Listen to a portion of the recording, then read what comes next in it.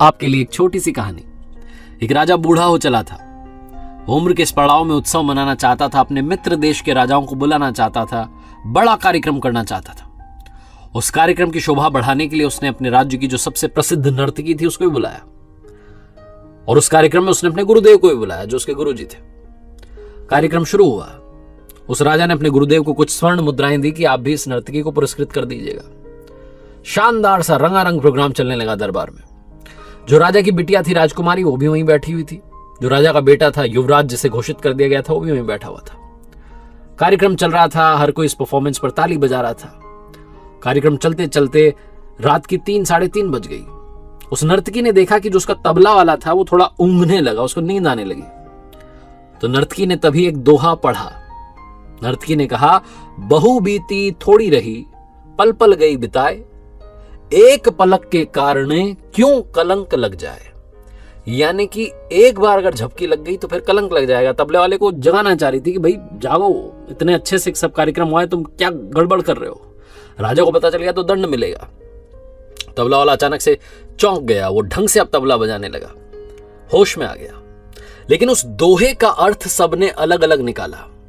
कमाल ये हुआ कि वो जो गुरुदेव बैठे थे राजा के, उनके पास जितनी स्वर्ण मुद्राएं थी सारी ले जाकर के उस नर्तकी को दे दी। जो राजकुमारी बैठी थी उसने अपना 9 लखा का जो हार था वो ले जाकर के उस नर्तकी को गिफ्ट कर दिया। जो युवराज बैठा था उसने अपना क्राउन, जो मुकुट था, वो ले जाकर के उस नर्तकी को दे दिया। राजा वहां सिंहासन पर देख रहा था, सब कुछ चौंक गया कि नर्तकी क्या कर रही है। एक दोहा बोल करके सबको पागल बना रही है, लूट रही है। राजा ने परफॉर्मेंस रुकवा दी और कहने लगा कि क्या कर रही हो, तुमने एक दोहा बोला और इन सबको लूट लिया, ये गलत है। राजा शायद अगला शब्द, अगला वाक्य बोलता है कि इसको बंदी बना लो। तभी राजा के गुरुजी ने कहा कि अरे बस बस शांत हो जाओ राजन, इस नर्तकी ने बहुत सही बोला, क्योंकि उसने जो बोला उसका सबने अपना अपना मतलब निकाला। वो जो राजा के गुरुजी थे वो कहने लगे कि इसने जो कहा है ना, उसका मतलब ये निकला है कि मैं क्या कर रहा हूं। मैं जंगल में था, तपस्या कर रहा था पूरी जिंदगी, पूरी उम्र, और अब उम्र के इस पड़ाव में तुमने कहा कि यहां आ जाओ और मैं यहां स्वर्ण मुद्राएं से, इसको स्वर्ण मुद्राओं से पुरस्कृत कर रहा हूं। ये क्या पाप कर रहा था मैं। इस नर्तकी के दोहे ने मुझे जगा दिया है, मुझे बता दिया कि मुझे कहां होना चाहिए, यहां नहीं होना चाहिए। मैं तो अपना कमंडल लेके चल पड़ा रहा, वो महाराज तो चल पड़े, गुरुजी तो। जो राजा की बिटिया थी वो कहने लगी कि पापा जी, पिताजी, मैंने भी इस दोहे का मतलब अपने हिसाब से निकाला है।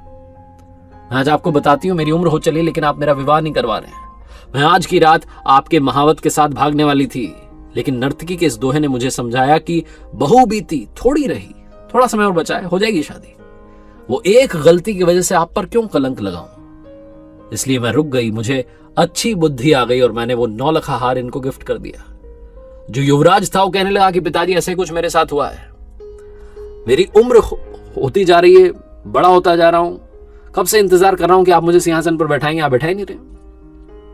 आज की रात मैं सैनिकों के साथ मिलकर आपको मारने वाला था, मैं अगला महाराजा बनने वाला था, लेकिन नर्तकी के दोहे ने मुझे बताया कि कितना समय और बचा है, तुझे भी सिंहासन मिलेगा, सब्र रख। वो एक गलती की वजह से पिता का खून अपने ऊपर क्यों लेता है, पिता का ही खून क्यों करता है, ये कलंक क्यों अपने माथे लेता है। उस नर्तकी के दोहे ने मुझे समझा दिया। राजा की आंखें खुल गई। नर्तकी सोचने लगी कि उसके एक दोहे का मतलब सबने अपने अपने हिसाब से निकाल लिया, वो खुद क्या कर रही है। उसे खुद भी ये काम बंद करके कुछ और करना चाहिए।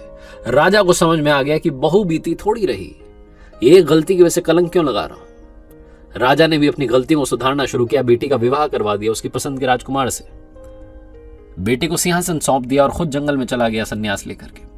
छोटी सी कहानी है, लेकिन ये दोहा समझाता है, बहु बीती थोड़ी रही, पल पल गई बिताए, एक पलक के कारणे क्यों कलंक लग जाए। लाइफ में हम बहुत पेशेंस के साथ, बहुत सब्र के साथ आगे बढ़ते हैं, अपनी मंजिल की तरफ बढ़ते हैं, अपने टारगेट को अचीव करने के लिए बढ़ते हैं। लेकिन कई बार हमें लगता है कि बस हमारा सब्र टूटने लगता है कि अरे बहुत हो गया, कुछ और करते हैं। बहु बीती थोड़ी रही, थोड़ा समय बचा है, थोड़ा सा और सब्र लेके चलिए, आप अपनी मंजिल तक पहुंच जाएंगे। एक बार फिर से कहना चाहता हूं जो अक्सर कहता हूं, कर दिखाओ कुछ ऐसा कि दुनिया करना चाहे आपके जैसा।